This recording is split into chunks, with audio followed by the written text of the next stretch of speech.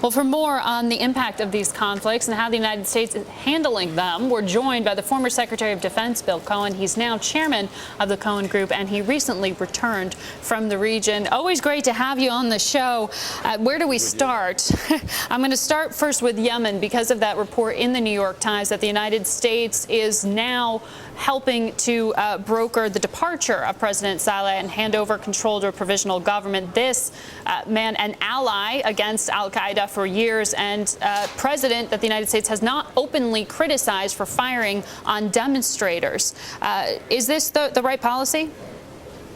Well, I think the administration has got to be careful in assuming the role that we decide who stays and who goes as leaders of other countries.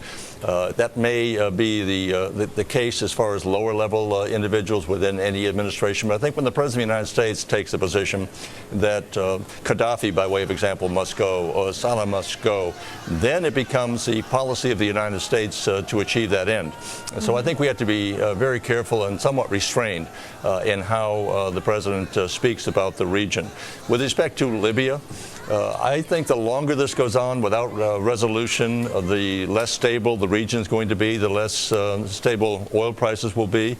And frankly, we can't afford to have a stalemate last for weeks or months. So I think that the administration has got to reconcile its political objective of having Qaddafi go with the military mission, which is simply a humanitarian type of mission. There's a real conflict between the two, and I don't think we can allow it to go unresolved. Right. Well, the United States is transitioning to that supporting role within the NATO action in Libya. But as we've been talking about, that's a fairly complicated one if the Qaddafi family and Muammar Qaddafi himself are still in power. Would you be supportive of arming the rebels? I know President Clinton said he would certainly be considering that. Well, the administration has taken the position. The Secretary of Defense, Secretary Gates, has said under no circumstances on his watch.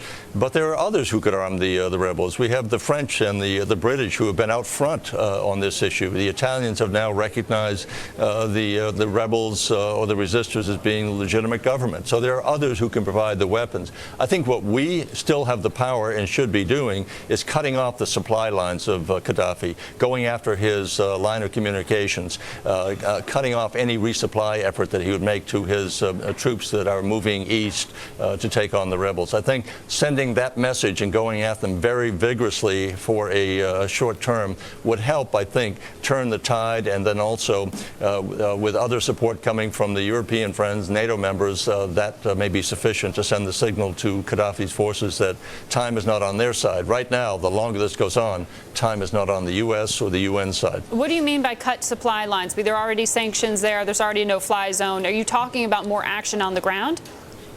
I would cut off the ability to resupply ammunition to his troops. For example, if you have forward-moving tanks and armored personnel carriers, I would cut the supply lines so that they could not be refueled. They could not be resupplied with ammunition.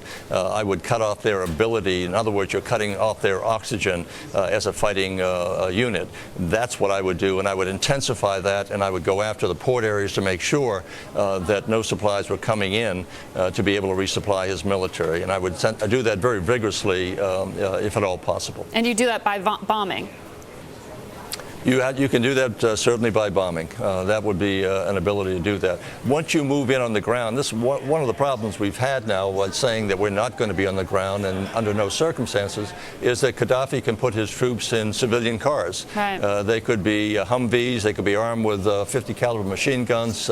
He still has a semi-pro team, if I can put it in those terms, up against a pickup team out of high school in terms of the capabilities, in terms of the mismatch between the two. We have cut his forces down somewhat by our bombing attacks in the last couple of weeks, but he still has an organized military, and the pickup team goes forward, then has to retreat. It doesn't have the supplies, it doesn't have the real training, the discipline, and so they're really not an equal match. And I think if the United States is serious about Qaddafi having to go and protecting the Libyans against any type of slaughter, that mismatch has to be leveled out. Secretary, I know you were just in the region. To bring you back to the Gulf, our relationship relationship with Saudi Arabia seems to be increasingly complicated. If you look just around at their neighbors, not only instability in Bahrain, but in Yemen, where, as we were just saying, the administration now seems to be backing away from its support of President Saleh there.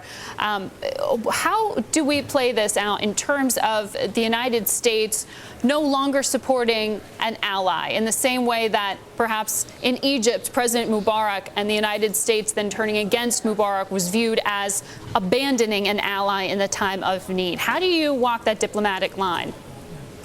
Well, there is, I can say, great discontent on the part of some of the leaders in the Gulf for the way in which President Mubarak was ushered out of office, so to speak, in a less than graceful manner.